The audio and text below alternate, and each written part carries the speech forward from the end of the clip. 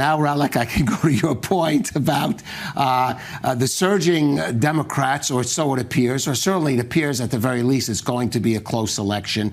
The Democrats are likely to come out of this quite strong, and that is going to have maybe some impact on the thinking here and actions here in Israel, for example, of those in government that might have anticipated a clear victory by Donald Trump in November going against an aging Joe Biden.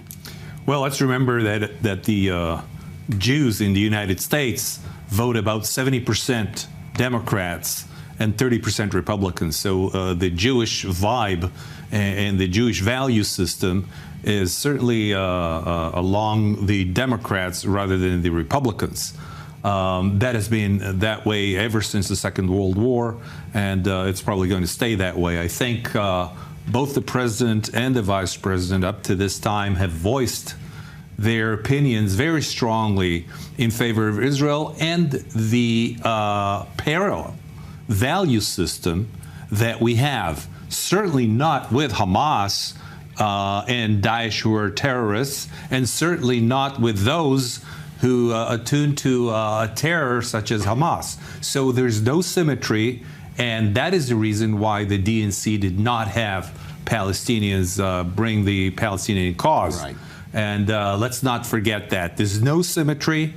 The U.S. does not show symmetry, and even though some would like to present Donald Trump as siding more with Israel than the Democrats, that had not been the case with the Abraham Accords, whose part of the deal was a Palestinian state.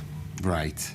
Well, certainly is going to be interesting. We should know Kamala Harris will be speaking in the early hours of this morning, and we're going to see. She's been very careful and has not generally addressed the Israel-Gaza conflict or Israel-Hamas war in the last, since basically more or less getting the nod to be the nominee. It's going to be interesting to see if she's going to even mention it this evening. And, of course, if so, how she's going to address it. But I'm pretty sure it's not going to be a big part of any speech she makes.